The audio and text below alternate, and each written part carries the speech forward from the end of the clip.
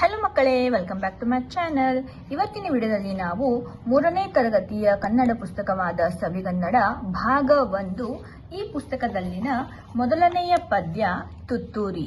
Okay, ಇದು ಪದ್ಯ. ಇದರ ಪ್ರಶ್ನೋತ್ತರಗಳು ಹಾಗೂ ಎಲ್ಲ ಭಾಷಾಭ್ಯಾಸಗಳನ್ನು ನಾವು ನೋಡೋಣ ಮಕ್ಕಳೇ. ಸೊ ಹಾಗಾದ್ರೆ ನಡೀರಿ ವಿಡಿಯೋನ ಸ್ಟಾರ್ಟ್ ಮಾಡೋಣ.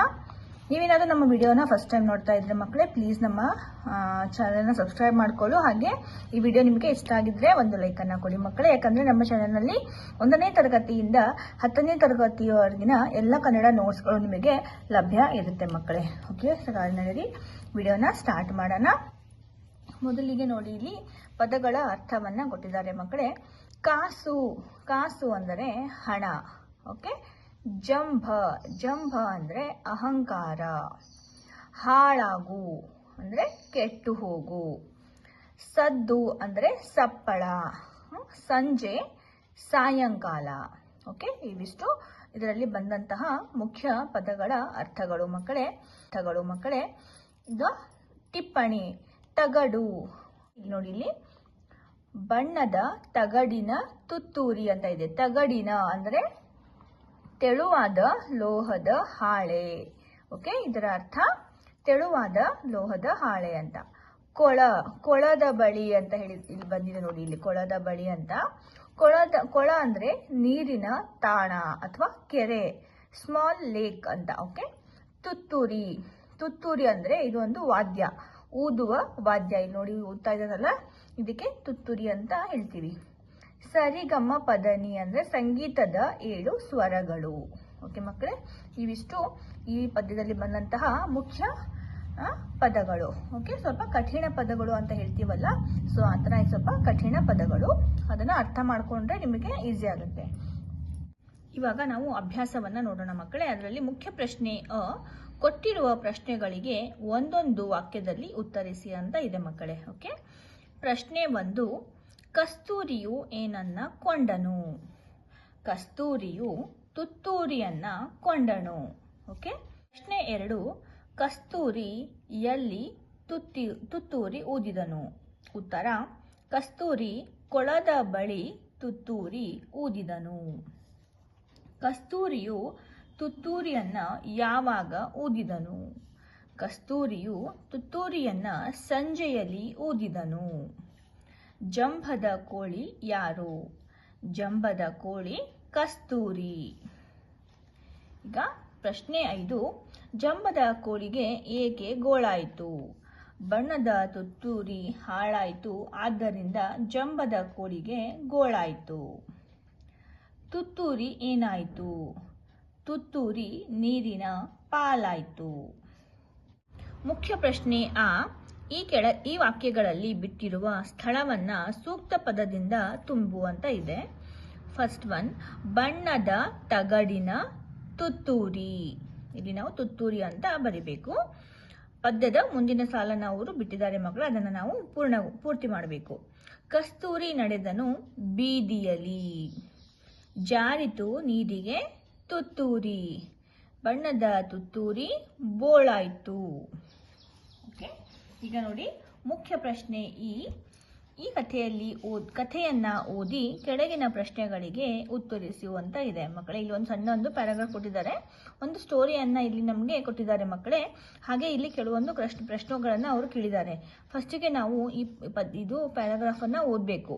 ಓಕೆ, ಈ ಕಥೆಯನ್ನ ನಾವು ಓದಿಬಿಟ್ಟು ಕೆಳಗಿನ ಪ್ರಶ್ನೆಗಳಿಗೆ ನಾವು ಉತ್ತರವನ್ನ ಬರೀಬೇಕು ಮಕ್ಕಳೇ. ಸೊ ಹಾಗಾದ್ರೆ ಫಸ್ಟಿಗೆ ನಾವು ಇದು ಕಥೆಯನ್ನ ಓದೋಣ. ಬೀರೂರಿನಲ್ಲಿ ರಾಮಣ್ಣ ಎಂಬ ಕಟ್ಟಿಗೆ ವ್ಯಾಪಾರಿಯು ವಾಸಿಸುತ್ತಿದ್ದನು. ಅವನು ತುಂಬಾ ಬಡವನಾಗಿದ್ದನು. ಅವನು ಪ್ರತಿದಿನ ಬೆಳಗ್ಗೆ ಕಾಡಿಗೆ ಹೋಗಿ ಒಣ ಮರವನ್ನ ಕಡಿದು ತರುತ್ತಿದ್ದನು. ಪೇಟೆಯಲ್ಲಿ ಕಟ್ಟಿಗೆ ಮಾರಿ ಜೀವನ ನಡೆಸುತ್ತಿದ್ದನು. ಅವನು ಎಂದೂ ಹಸಿ ಮರವನ್ನ ಕಡಿದವನಲ್ಲ. ಇದಕ್ಕಾಗಿ ಇವನಿಗೆ ವನದೇವತೆಯು ಅಕ್ಷಯ ಪಾತ್ರೆಯನ್ನ ನೀಡಿದಳು. ಇದರಿಂದ ರಾಮಣ್ಣ ಶ್ರೀಮಂತನಾದನು. ಓಕೆ, ನೋಡಿ, ಇದು ಸ್ಟೋರಿ ಆಗಿತ್ತು. ನೋಡಿ, ಈಗ ಕೆಳಗಡೆ ಕೆಲವೊಂದು ಪ್ರಶ್ನೆಗಳನ್ನ ಕೇಳಿದ್ದಾರೆ ಅವರು, ಅದಕ್ಕೆ ನಾವು ಉತ್ತರವನ್ನ ಇವಾಗ ಬರೆಯೋಣ.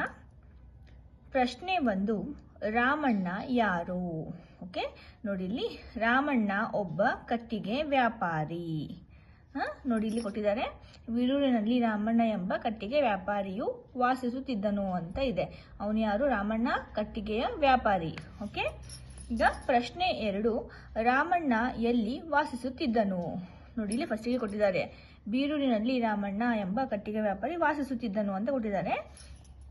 ರಾಮಣ್ಣ ಬೀರೂರಿನಲ್ಲಿ ವಾಸಿಸುತ್ತಿದ್ದನು. ನೋಡಿ ಇಲ್ಲಿ ಬೀರೂರು ಅಂತ ಇದೆ ಅಲ್ಲ, ಬೀರೂರಿನಲ್ಲಿ ವಾಸಿಸುತ್ತಿದ್ದನು. ಈಗ ಪ್ರಶ್ನೆ 3, ರಾಮಣ್ಣ ಯಾವಾಗ ಕಾಡಿಗೆ ಹೋಗುತ್ತಿದ್ದನು? ರಾಮಣ್ಣ ಪ್ರತಿದಿನ ಕಾಡಿಗೆ ಹೋಗುತ್ತಿದ್ದನು. ಓಕೆ, ಪ್ರತಿದಿನ ಬೆಳಗ್ಗೆ ಅಂತ. ಓಕೆ, ಪ್ರತಿದಿನ ನೀವು ಇಲ್ಲಿ ಆ್ಯಡ್ ಮಾಡಿ, ಪ್ರತಿದಿನ ಬೆಳಿಗ್ಗೆ ಕಾಡಿಗೆ ಹೋಗುತ್ತಿದ್ದನು ಅಂತ.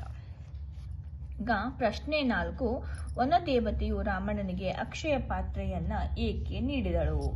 ಇದಕ್ಕೆ ಉತ್ತರ, ರಾಮಣ್ಣ ಎಂದು ಹಸಿ ಮರವನ್ನ ಕಡಿದವನಲ್ಲ, ಅದಕ್ಕಾಗಿ ವನದೇವತೆಯು ಅವನಿಗೆ ಅಕ್ಷಯ ಪಾತ್ರೆಯನ್ನ ನೀಡಿದಳು. ಓಕೆ, ಅವನು ಹಸಿ ಮರವನ್ನ ಕಡಿತಾ ಇರಲಿಲ್ಲ. ಓಕೆ, ಅವನು ಒಣಗಿದಂತಹ ಮರವನ್ನ ಕಡಿತಾ ಇದ್ದ. ಸೊ ಇದಕ್ಕೆ ಪ್ರಸನ್ನವಾಗಿ ಓಕೆ ವನದೇವತೆಯು ಅವನಿಗೆ ಅಕ್ಷಯ ಪಾತ್ರೆಯನ್ನ ನೀಡ್ತಾಳೆ ಮಕ್ಕಳೇ. ಈಗ ನೋಡಿ ಮಕ್ಕಳೇ, ಭಾಷಾಭ್ಯಾಸವನ್ನು ನಾವು ನೋಡೋಣ. ಕನ್ನಡದ ವರ್ಣಮಾಲೆಗಳು, ಇದರಲ್ಲಿ ಸ್ವರಾಕ್ಷರಗಳು ಎಷ್ಟಿವೆ? 13 ಇದೆ. ಓಕೆ, ಅ, ಆ, ಇ, ಈ, ಉ, ಊ, ರು, ಎ, ಐ, ಓ, ಔ. ಓಕೆ, ಇವಿಷ್ಟು 13 ಸ್ವರಾಕ್ಷರಗಳು ಅಥವಾ ಸ್ವರಗಳು. ಓಕೆ, ಇದು ಅಂ ಮತ್ತೆ ಅಹ, ಇದು ಯೋಗವಾಹಗಳು, 2 ಯೋಗವಾಹಗಳಿವೆ. ಹಾಗೆ ವ್ಯಂಜನಗಳು ಎಷ್ಟಿವೆ ನೋಡೋಣ ಮಕ್ಕಳೇ. ನೋಡಿ ಇಲ್ಲಿ 34. ಕ, ಖ, ಗ, ಘ, ಞ, ಚ, ಛ, ಜ, ಝ, ಞ, ಟ, ಠ, ಡ, ಢ, ಣ, ತ, ಥ, ದ, ಧ, ನ, ಪ, ಫ, ಬ, ಭ, ಮ, ಯ, ರ, ಲ, ವ, ಶ, ಶ, ಸ, ಹ ಮತ್ತು ಳ. ಹೀಗೆ ಇವೆಲ್ಲ ನಾವು ಆ್ಯಡ್ ಮಾಡಿದ್ರೆ 34 ವ್ಯಂಜನಗಳು ಆಗ್ತವೆ ಮಕ್ಕಳೇ. ಓಕೆ, ನೋಡಿ ಈಗ ಇದಕ್ಕೆ ಸಂಬಂಧಿಸಿದಂತ ಕೆಲವು ಪ್ರಶ್ನೆಗಳನ್ನ ಕೇಳಿದ್ದಾರೆ ಅವರು. ಕನ್ನಡದ ವರ್ಣಮಾಲೆಯಲ್ಲಿ ಎಷ್ಟು ಅಕ್ಷರಗಳಿವೆ ಅಂತ ಕೇಳಿದ್ದಾರೆ ಮಕ್ಕಳೇ. ಕನ್ನಡದ ವರ್ಣಮಾಲೆಯಲ್ಲಿ ಒಟ್ಟು 49 ಅಕ್ಷರಗಳಿವೆ. ನೋಡಿ ಇಲ್ಲಿ ನಾ ಇಲ್ಲಿ ಆ್ಯಡ್ ಮಾಡಿದ್ದೀನಿ, ಇದು 13 ಸ್ವರಾಕ್ಷರಗಳು. ಓಕೆ, 34 ವ್ಯಂಜನಾಕ್ಷರಗಳು ಮತ್ತು 2 ಯೋಗವಾಹಗಳು. ಇವನ್ನೆಲ್ಲ ನಾವು ಆ್ಯಡ್ ಮಾಡಿದಾಗ ನಮಗೆ 49 ಬರುತ್ತೆ. ಕನ್ನಡದ ವರ್ಣಮಾಲೆಯಲ್ಲಿ ಒಟ್ಟು ಎಷ್ಟು? 49 ಅಕ್ಷರಗಳು ಇವೆ ಅಂತ ನಾವಿಲ್ಲಿ ಬರಬೇಕಾಗತ್ತೆ ಮಕ್ಕಳೇ.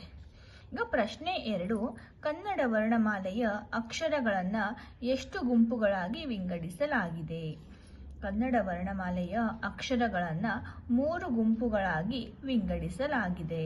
ಓಕೆ, ನೋಡಿ ನಾವು ಜಸ್ಟ್ ಇವಾಗ ನೋಡಿದ್ವಲ್ಲ, ನೋಡಿ ಇಲ್ಲಿ ಸ್ವರಾಕ್ಷರಗಳು, 2ನೇದು ಯೋಗವಾಹಗಳು ಮತ್ತು ವ್ಯಂಜನಾಕ್ಷರಗಳು. ಹೀಗೆ ಕನ್ನಡದ ವರ್ಣಮಾಲೆಯನ್ನ 3 ಭಾಗಗಳಾಗಿ ಇವರು ವಿಂಗಡಿಸಲಾಗಿದೆ. ಓಕೆ ಮಕ್ಕಳೇ. ಮುಖ್ಯ ಪ್ರಶ್ನೆ 3, ವ್ಯಂಜನಾಕ್ಷರಗಳನ್ನ ಬರೆಯಿರಿ ಅಂತ ಇದೆ ಮಕ್ಕಳೇ. ನೋಡಿ ಇಲ್ಲಿ ಅವರು ಖಾಲಿ ಜಾಗವನ್ನ ಬಿಟ್ಟಿದ್ದಾರೆ. ಇದರಲ್ಲಿ ನಾವು ಬರೀ ವ್ಯಂಜನಗಳನ್ನ ಬರೀಬೇಕು. ವ್ಯಂಜನಗಳು ಯಾವುವು ಮಕ್ಕಳೇ? ಕದಿಂದ ಳವರೆಗೆ. ಓಕೆ, ಕದಿಂದ ಳವರೆಗೆ ಇವು ವ್ಯಂಜನಾಕ್ಷರಗಳು ಅಂತ ಇವನ್ನ ನಾವು ಕರಿತೀವಿ. ಇವನ್ನ ನೋಡಿ ನಾವು ಇಲ್ಲಿ ಬಾಕ್ಸ್ ನಲ್ಲಿ ಬರೆಯಬೇಕಾಗುತ್ತೆ. ಕ, ಖ, ಗ, ಘ, ಞ, ಚ, ಛ, ಜ, ಝ, ಞ, ಟ, ಠ, ಡ, ಢ, ಣ, ತ, ಥ, ದ, ಧ, ನ, ಪ, ಫ, ಬ, ಭ, ಮ, ಯ, ರ, ಲ, ವ, ಶ, ಶ, ಸ, ಹ ಮತ್ತು ಳ.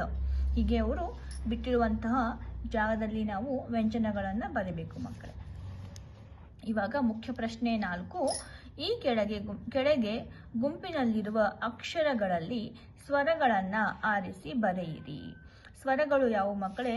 ನಮಗೆ ಅದಿಂದ ಅ ಟು ಔವರೆಗೆ ಇವನ್ನ ನಾವು ಸ್ವರಗಳು ಅಂತ ಕರಿತೀವಿ ಅಲ್ವಾ ಮಕ್ಕಳೇ? ನಾವು ಹಿಂದ್ಗಡೆ ನೋಡಿದ್ವಲ್ಲ ಇವಾಗ. ಸೊ ಹಾಗಂದ್ರೆ ಇಲ್ಲಿ ನೋಡಿ, ಇಲ್ಲಿ ವ್ಯಂಜನಗಳನ್ನು ಮತ್ತು ಸ್ವರಗಳು 2 ಅವರು ಕೂಡಿಸಿ ಕೊಟ್ಟಿದ್ದಾರೆ.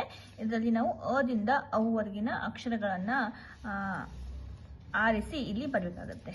ನೋಡಿ ಇಲ್ಲಿ ಕ, ಇದು ವ್ಯಂಜನ. ಗ, ಇದು ಕೂಡ ವ್ಯಂಜನ. ಎ, ನೋಡಿ ಇಲ್ಲಿ ಎ ಬರ್ದಿದ್ದೀನಿ. ಆಮೇಲೆ ಬ ಇದು ವ್ಯಂಜನ, ಅ ಅ ಇದೆ, ಚ ಅಲ್ಲ ನೋಡಿ ಇಲ್ಲಿ ನಾನು ಹಾಕಿರ್ತೀನಿ. ಇದು ಅ ಸ್ವರ, ಎ ಸ್ವರ, ಇದು ರು ಸ್ವರ, ಇ ಈ ಉ, ಆಮೇಲೆ ಇದು ಓ ಓ ಐ ಆ ಉ ಎ ಹಾಗೆ ಔ. ಓಕೆ, ಇವಿಷ್ಟು ಸ್ವರಗಳು. ಸೊ ಇವನ್ನೆಲ್ಲ ನಾನು ಇಲ್ಲಿ ಬರೆದಿದ್ದೀನಿ ಮಕ್ಕಳೇ, ನೀವು ಕೂಡ ಇದೇ ರೀತಿ ಬರೀರಿ. ಓಕೆ, ಈಗ ಭಾಷಾ ಚಟುವಟಿಕೆಗಳನ್ನು ನಾವು ನೋಡೋಣ ಮಕ್ಕಳೇ. ಅದರಲ್ಲಿ ಮುಖ್ಯ ಪ್ರಶ್ನೆ ಅ ಪಟ್ಟಿಯಲ್ಲಿನ ಶಬ್ದಗಳಲ್ಲಿನ ಬಿಡಿಸಿದ ರೂಪವನ್ನ ಬಿ ಪಟ್ಟಿಯಲ್ಲಿನ ಶಬ್ದಗಳಿಗೆ ಸರಿ ಹೊಂದಿಸಿ ಬರೆಯಿರಿ ಅಂತ ಇದೆ ಮಕ್ಕಳೇ. ಓಕೆ, ಅ ಮತ್ತೆ ಬ ಪಟ್ಟಿ ಕೊಟ್ಟಿದ್ದಾರೆ ಇಲ್ಲಿ. ಅ ಪಾಲು ಪ್ಲಸ್ ಆಯ್ತು. ಓಕೆ, ಪಾಲು ಪ್ಲಸ್ ಆಯ್ತು, ಪಾಲಾಯ್ತು. ನೋಡಿ ಇಲ್ಲಿ ಫಸ್ಟ್ ಒನ್. ಓಕೆ, ಪಾಲು ಪ್ಲಸ್ ಆಯ್ತು, ಪಾಲಾಯ್ತು. ನಾವಿಲ್ಲಿ ಮೊದಲನೆಯ ಇದರಲ್ಲಿ ಬರೀಬೇಕಾಗುತ್ತೆ ಪಾಲಾಯ್ತು ಅಂತ. ಓಕೆ, ಬೋಳು ಪ್ಲಸ್ ಆಯ್ತು, ಬೋಳಾಯ್ತು. ಸೆಕೆಂಡ್ ಒನ್ ನಾವಿಲ್ಲಿ ಸೆಕೆಂಡ್ ಇದರಲ್ಲಿ ಬರಬೇಕಾಗುತ್ತೆ. ಓಕೆ, ಹಾಳು ಪ್ಲಸ್ ಆಯ್ತು, ಹಾಳಾಯ್ತು. ನೋಡಿ ಇಲ್ಲಿ ಹಾಳು ಪ್ಲಸ್ ಆಯ್ತು, ಹಾಳಾಯ್ತು. ಗೋಳು ಪ್ಲಸ್ ಆಯ್ತು, ಗೋಳಾಯ್ತು, ಗೋಳಾಯ್ತು. ಈಗ ಭಾಷಾ ಚಟುವಟಿಕೆಯಲ್ಲಿ ಮುಖ್ಯ ಪ್ರಶ್ನೆ ಆ ಈ ಪದ್ಯದಲ್ಲಿ ಬರುವ ಪ್ರಾಸ ಪದಗಳನ್ನ ಹುಡುಕಿ ಬರೆಯಿರಿ ಅಂತ ಇದೆ. ಪ್ರಾಸ ಪದಗಳು ಅಂದ್ರೆ ರೈಮಿಂಗ್ ವರ್ಡ್ಸ್ ಮಕ್ಕಳೇ. ಓಕೆ, ಮಾದರಿ ಹಾಳಾಯ್ತು, ಗೋಳಾಯ್ತು. ಓಕೆ, ತುತ್ತೂರಿ, ಕಸ್ತೂರಿ. ಬೀದಿಯಲ್ಲಿ, ರೀತಿಯಲ್ಲಿ. ಪಾಲಾಯ್ತು, ಬೋಳಾಯ್ತು. ನೋಡಿದನು, ಮಾಡಿದನು. ಓಕೆ, ಈ ರೀತಿ ನಾವು ರೈಮಿಂಗ್ ವರ್ಡ್ಸ್ನ ಮಾಡಬೇಕಾಗುತ್ತೆ. ಈಗ ಮುಖ್ಯ ಪ್ರಶ್ನೆ ಈ ನೀಡಿರುವ ಪ್ರಾಸ ಪದಗಳಿಂದ ಸರಿಯಾದುದನ್ನ ಆರಿಸಿ ಬಿಟ್ಟ ಸ್ಥಳವನ್ನ ತುಂಬಿಸಿ ಅಂತ ಇದೆ.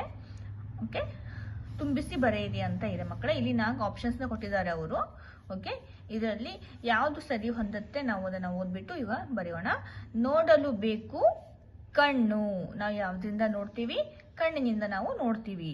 ನೋಡಲು ಬೇಕು ಕಣ್ಣು, ತಿನ್ನಲು ಬೇಕು ಹಣ್ಣು. ಓಕೆ, ಹಣ್ಣಿನ ರೈಮಿಂಗ್ ವರ್ಡ್ ಕಣ್ಣು. ಓಕೆ, ಹಾರುತ್ತಾ ಬಂತು ಹಕ್ಕಿ, ತಿಂದಿತ್ತು ಕಾಳನ್ನು ಹೆಕ್ಕಿ. ನೋಡಿ ಇಲ್ಲಿ ಹೆಕ್ಕಿ ಅಂತ ಇದೆ. ಓಕೆ, ಇದು ಸೆಕೆಂಡ್ ಒನ್, ಇದು ಫಸ್ಟ್ ಒನ್. ಓಕೆ, ಹಾರುತ್ತಾ ಬಂತು ಹಕ್ಕಿ, ತಿಂದಿತ್ತು ಕಾಳನ್ನ ಹೆಕ್ಕಿ. ಹಕ್ಕಿ ಮತ್ತೆ ಹೆಕ್ಕಿ ಇವೆರಡು ರೈಮಿಂಗ್ ವರ್ಡ್ಸ್. ಓಕೆ, ನೋಡಿ ಇಲ್ಲಿ ಪ್ರಾಸಪದ ಅಂತ ಹೇಳಿದ್ದಾರೆ ಅವರು. ಈಗ ಅನ್ನಕ್ಕೆ ಬೇಕು ಸಾರು, ಕುಡಿಯಲು ಬೇಕು ನೀರು. ನೋಡಿ ಇಲ್ಲಿ ಥರ್ಡ್ ಒನ್ ಇದೆ, ನೀರು. ಅನ್ನಕ್ಕೆ ಬೇಕು ಸಾರು, ಕುಡಿಯಲು ಬೇಕು ನೀರು. ಸಾರು ಮತ್ತು ನೀರು ಇವೆರಡು ರೈಮಿಂಗ್ ವರ್ಡ್ಸ್. ಬೌ ಬೌ ಬೊಗಳಿತು ನಾಯಿ, ತೆರೆಯಿತು ತನ್ನಯ ಬಾಯಿ. ಓಕೆ, ನಾಯಿ ಬಾಯಿ. ನೋಡಿ ಇಲ್ಲಿ ಫೋರ್ತ್ ಒನ್, ಬಾಯಿ. ಬೌ ಬೌ ಬೊಗಳಿತು ನಾಯಿ, ತೆರೆಯಿತು ತನ್ನಯ ಬಾಯಿ. ಮಕ್ಕಳೇ, ಇಲ್ಲಿಗೆ ತುತ್ತೂರಿ ಈ ಪದ್ಯದ ಎಲ್ಲ ಭಾಷಾಭ್ಯಾಸಗಳು, ಪ್ರಶ್ನೋತ್ತರಗಳು ಹಾಗೆ ವ್ಯಾಕರಣದ ಎಲ್ಲ ಪ್ರಶ್ನೋತ್ತರಗಳನ್ನ ನಾವು ಬಿಡಿಸಿದ್ವಿ ಮಕ್ಕಳೇ, ಎಲ್ಲ ಸಾಲ್ವ್ ಮಾಡಿದ್ವಿ. ಐ ಹೋಪ್ ನಿಮಗೆ ಈ ವಿಡಿಯೋ ಇಷ್ಟ ಆಗಿದೆ ಅಂತ ಭಾವಿಸ್ತೀನಿ, ಹಾಗೆ ಯೂಸ್ಫುಲ್ ಆಗಿದೆ ಅಂತ ನಾನು ಅನ್ಕೋತೀನಿ ಮಕ್ಕಳೇ. ನಿಮಗೆ ಈ ವಿಡಿಯೋ ಇಷ್ಟ ಆಗಿದ್ರೆ ಪ್ಲೀಸ್ ನಮ್ಮ ವಿಡಿಯೋನ ಲೈಕ್ ಮಾಡಿ, ಹಾಗೆ ಇದೇ ರೀತಿಯ ಹೆಚ್ಚಿನ ಕನ್ನಡ ನೋಟ್ಸ್ಗಳಿಗಾಗಿ ನಮ್ಮ ಚಾನಲನ್ನು ಸಬ್ಸ್ಕ್ರೈಬ್ ಮಾಡ್ಕೋದನ್ನು ಮರಿಬೇಡಿ ಮಕ್ಕಳೇ. ಮತ್ತೆ ಸಿಗೋಣ ಮುಂದಿನ ಪಾಠದ ಒಂದು ಪ್ರಶ್ನೋತ್ತರದ ವಿಡಿಯೋದೊಂದಿಗೆ. ಅಲ್ಲಿವರೆಗೂ ಮಕ್ಕಳೇ ಟೇಕ್ ಕೇರ್, ಬಾಯ್ ಬಾಯ್.